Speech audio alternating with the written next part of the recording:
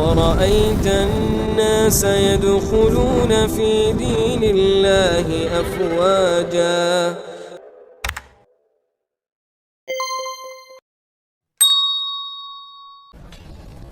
Israel ini adalah proyek kolonialismenya Barat di Timur Tengah. Dengan adanya tujuan keduanya adalah mereka kemudian menciptakan ancaman yang sifatnya permanen terhadap negara-negara Arab, sehingga negara-negara Arab yang semua minyak dan gas alam itu kumpul di situ, tetap bisa di bawah kekuasaannya Barat. Dengan cara apa? Dengan ini loh, kamu kalau nggak beli senjata kami, nggak kami lindungi, Israel kami lepas nih nyerang kalian. Karena Israel punya cita-cita melebarkan penjajahannya. Jadi ini permainan kolonialisme. Skenario yang disampaikan secara terbuka adalah Gaza Utara yang memang paling padat itu mau dikosongkan, kemudian akan dimasukkan pasukan keamanan otorita Palestina. Jadi ini adu domba antara Fatah dengan Hamas. Sejak tahun 2005 kan ini Gaza menjadi kawasan yang tidak bisa dikendalikan oleh penjajah. Itu yang sangat mereka takut. Karena itu harus dihisor, harus diblokade. Sejak tahun 2006. Sudah 17 tahun dikepung. 2012 panglimanya Qassam Ahmad Ja'bari pulang haji 2 hari di Gaza, mobilnya pakai drone yang dibantu satelit, habis itu perang 8 hari, justru Israel yang angkat bendera putih minta perundingan. Negara apartheid yang namanya Israel ini memang bukan negara yang sehat buat rakyat gitu. Bukan negara yang akan memberikan kesejahteraan dan kenyamanan untuk semua. Bahkan untuk Yahudi yang kulit hitam pun nggak juga. Antara orang Yahudi itu sendiri masih ada orang Yahudi yang kepada orang Yahudi kulit hitam itu rasis. Iya. Saya menyaksikan sendiri waktu di penjara tahun 2010 waktu nyicipin penjara Israel. Ini ya bagaimana Yahudi yang berkulit putih memperlakukan Yahudi yang kulit hitam, menghinakan gitu. Two-state solution ini sebenarnya sesuatu yang tidak masuk akal kalau diusulkan oleh Indonesia. Kenapa? Karena solusi dua negara itu, kalau Indonesia mendorong Palestina, berarti dulu dia harus menerima Belanda tetap berkuasa di sebagian Indonesia. Lambat atau cepat, kita terlibat atau tidak terlibat, Masjidil Aqsa akan merdeka. Baitul Maqdis pasti merdeka.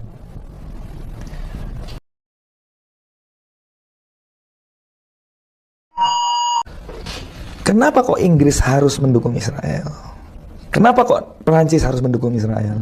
Kenapa kok Amerika harus mendukung Israel? Ada 2 jawaban. Jawaban simpel sama jawaban yang agak canggih. Jawaban yang simpel adalah karena sesudah Perang Dunia Kedua, kalau Yahudi yang sifatnya rese dan menyusahkan orang Eropa itu tetap di Eropa, mereka yang susah. Apalagi kalau ini misalnya sampai ambiar ini Israel, kemudian Yahudinya balik lagi ke Eropa, mereka pusing mereka. Gitu ya? Iya. Aslinya mendukung karena tidak mau susah. Nggak mau susah. Kan Yahudi dianggap sebagai korban utamanya Perang Dunia Kedua.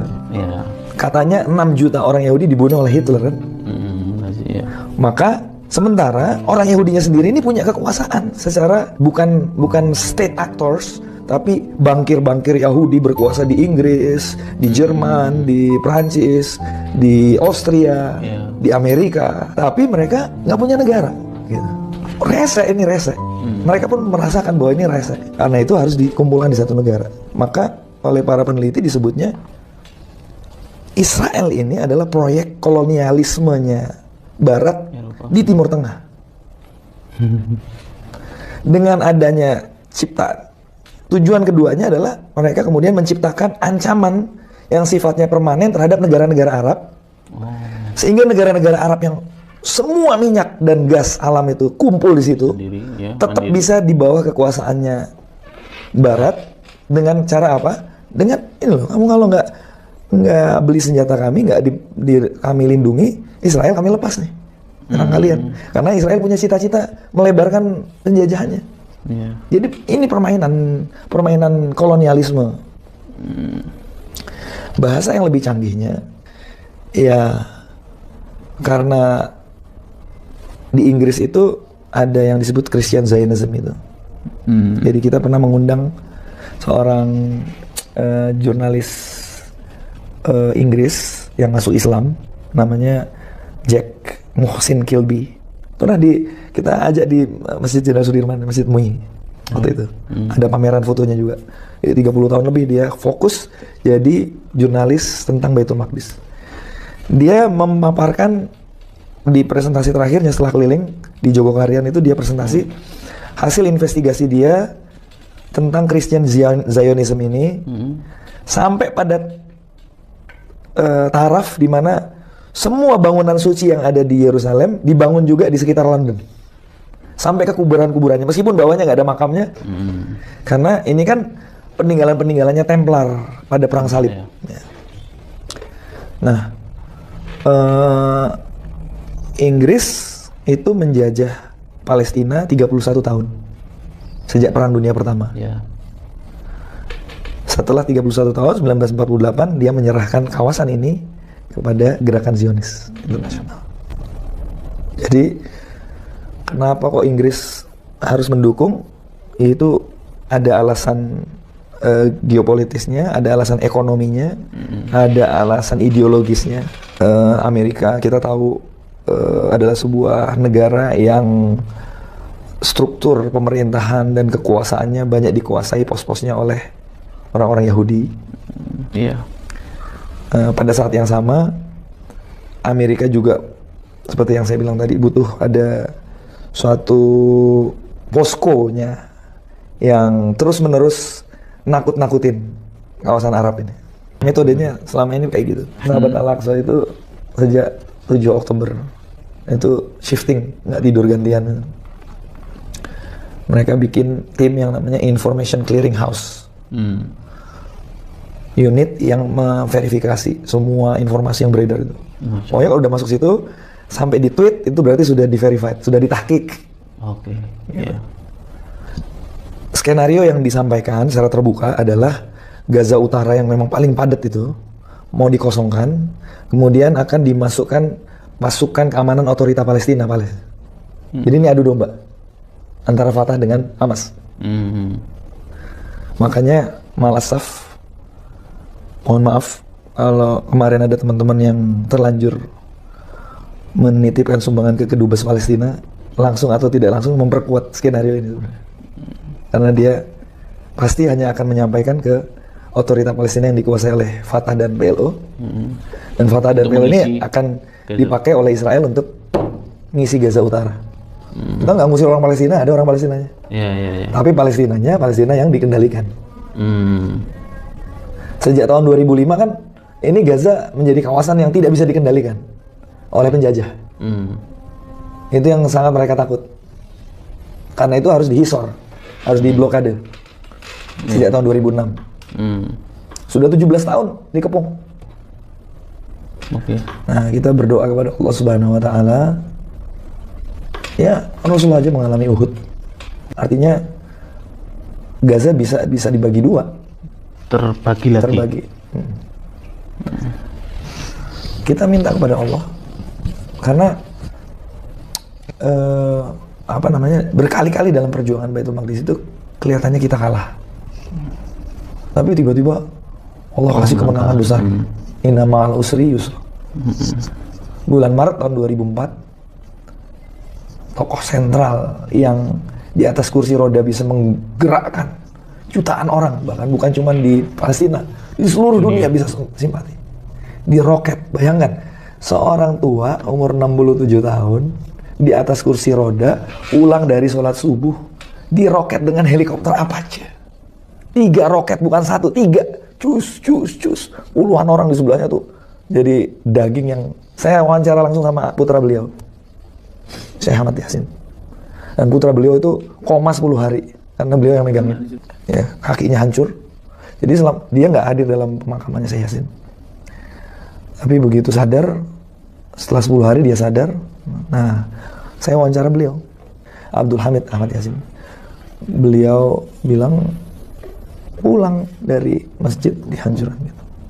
Kan pasti waktu itu Israel bilang habis lah udah. Habis ini udah nggak ada perlawanan lagi, udah Yasin udah selesai, dokter Rantisi. Sebulan kemudian syahid lagi. Bulan Septembernya Yasser Arafat diracun mati. Nah, udah selesai. Tapi apa yang kita saksikan? Makin membesar.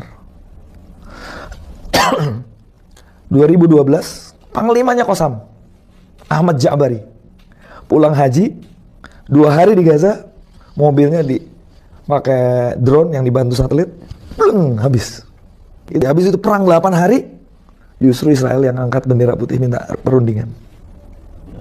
Jadi kita nggak boleh sedikit pun bergeser dari sikap husnuzon kita kepada Allah Subhanahu wa Ta'ala. Sejak serangan darat dilakukan, lebih dari 160 tank hancur. Bulldozer militer, truk pengangkut.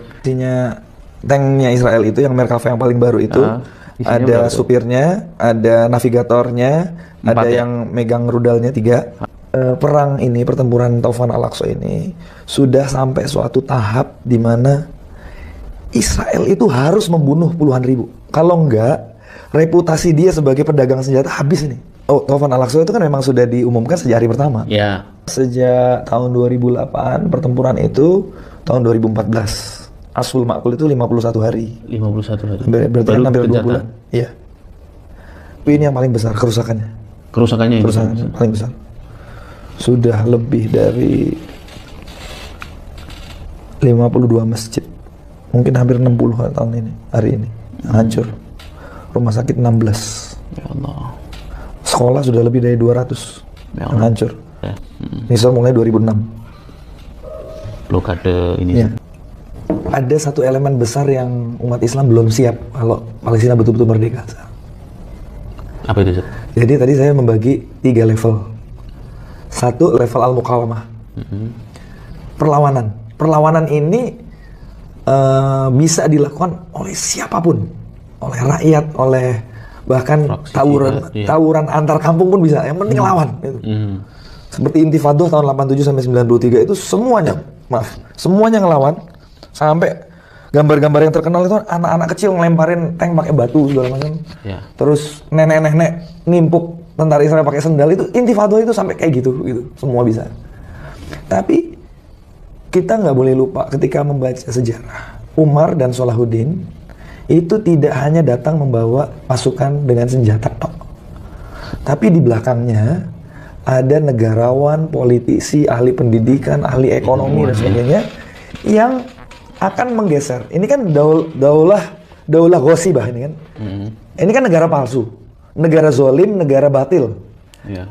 Maka yang menggantinya itu bukan pasukan, tapi negara yang benar, negara al-haq. Nah, perangkat negara ini, kita harus menjawab dulu pertanyaannya.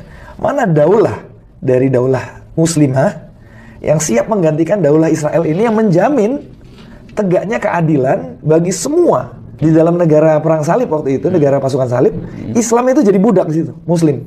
Masih ada, masih hidup. Tapi Yahudi habis. Makanya ketika Salahuddin datang, justru Salahuddin mengimpor orang Yahudi untuk tetap tinggal di situ. Menurut riwayatnya. Nah, level daulah ini yang harus kita tanya kepada pemimpin-pemimpin Islam. Mana perangkat kenegarawanan yang bisa menjawab? Sebab lambat atau cepat sebenarnya orang melihat bahwa negara apartheid yang namanya Israel ini memang bukan negara yang sehat buat rakyat. Bukan negara yang akan memberikan kesejahteraan dan kenyamanan untuk semua. Bahkan untuk Yahudi yang kulit hitam pun nggak juga. Apa namanya? Di dalam Israel itu? Di dalam Israel itu, antara orang Yahudi itu sendiri, masih ada orang Yahudi yang kepada orang Yahudi kulit hitam itu rasis. Oh, iya. Saya menyaksikan sendiri waktu di penjara tahun 2010 waktu nyicipin penjara Israel. Itu kita menyaksikan nih ya bagaimana Yahudi yang berkulit putih memperlakukan Yahudi yang kulit hitam, menghinakan gitu. Oh. Ya formalnya ya enggak, tapi tetap bahasa ininya. Ya. Jadi elemen daulah ini siapa yang mau jawab? Itu ya pertanyaan. Turki, Qatar, Kuwait udah siap apa belum? Dan beliau-beliau ini saya yakin paham bahwa memerdekakan ini karena kan yang berkembang di hubungan internasional sekarang teorinya itu kan antara one state solution atau two state solution kan gitu. Yeah. One state solution itu ada 3 mazhab. Satu, one state solution Israel yang sekarang berjalan itu. Kedua, one state solution Palestina. Ini sebenarnya solusi yang Indonesia banget sebenarnya. Iran maunya gitu. Tapi Iran maunya Palestina yang dibawa kendali Iran gitu. Ya. Yang ketiga, one state solution neither Israel nor Palestine. Negara demokratik, sekuler, liberal yang gitu. Ini utopis, nggak ada sejarahnya. Yeah. Nah, mazhab yang kedua, two state solution. Two state solution ini sebenarnya sesuatu yang tidak masuk akal kalau diusulkan oleh Indonesia. Kenapa? Karena solusi 2 negara itu, kalau Indonesia mendorong Palestina, berarti dulu dia harus menerima Belanda tetap berkuasa di sebagian Indonesia. Ya. Kan perjanjian Renville itu kan hanya mengakui Sumatera dan Jawa Indonesia, selebihnya tetap Belanda. Kenapa kok kita nggak terima? Karena kita tidak bisa menerima two state solution. Solution yang kita nggak terima, kita tawarkan kepada Palestina. Nggak fair. Terus cek kemana-mana menteri luar negeri kita dan presiden kita ngomongnya two state solution. Oh gitu ya? Iya. Sikap resminya Indonesia, meskipun Indonesia itu mendukung kemerdekaan Palestina, adalah sikap yang mendua sebenarnya. Oh. Begitu ya? Oke. Terus kita umat Islam apa solusinya? Ya Umar solution dan Salahuddin solution. Apa? Tegaknya kepemimpinan dan syariat Islam didukung oleh kekuatan ummah. Nah ini tadi. Ummah, karena pengaruhnya al-batilnya Yahudi dan Zionis ini kan sudah mendunia. Maka yang digantikan bukan cuma negara Palestinanya, tapi sistem dunianya. Jalannya ada dan kita mesti kerja keras mencapainya gitu. Kalimat optimisnya adalah ini kan hanya masalah Allah itu melihat sudah mampu apa belum. Lambat atau cepat, kita terlibat atau tidak terlibat, Masjidil Aqsa akan merdeka. Baitul Maqdis pasti merdeka. Dari generasinya Salahuddin Al-Ayyubi itu butuh 88 tahun. Generasinya Rasulullah dan Abu Bakar sebelumnya itu dijajahnya 600 tahun. Kita sudah dijajah 106 tahun. Sampai kapan? Wallahu a'lam. Tapi kita punya 2 pilihan. Mau jadi penonton atau pemain. Kalau pertandingan sepak bola, penonton supporter itu sesemangat apapun supporter teriak itu, begitu klubnya menang dia nggak dapat apa-apa. Jadi kita harus jadi pemain. Lewat apa? 1, doa. Doa. Jangan berhenti mendoakan. Karena kalau kita baca Al-Quran, kita kenal Baitul Maqdis, kita lihat kondisi sana, kita mendoa. Yang kedua, menyebarluaskan informasi, mempelajari dari sumber-sumber yang sahih, dan kemudian menyebarluaskan. Yang ketiga, infak fisabilillah. Karena pertanyaannya Maimunah binti Sa'ad itu dijawab oleh Rasulullah. Sholatlah di dalamnya. Sholat di dalamnya. Kalau nggak bisa sholat, kirim hadiah dalam bentuk minyak untuk menyalakan lampu-lampunya. Nah, Baitul Maqdis dalam keadaan dijajah. Hadiah apa yang cocok? Masya Allah. Ya. Yang terakhir, yang menyiapkan diri. Tanya, bisa nggak Allah yang Maha Kuasa itu memerdekakan Baitul Maqdis dalam waktu seminggu? Mudah. 1 hari bisa nggak? Bisa. Mudah. Mudah-mudahan bermanfaat. Amin ya Rabb.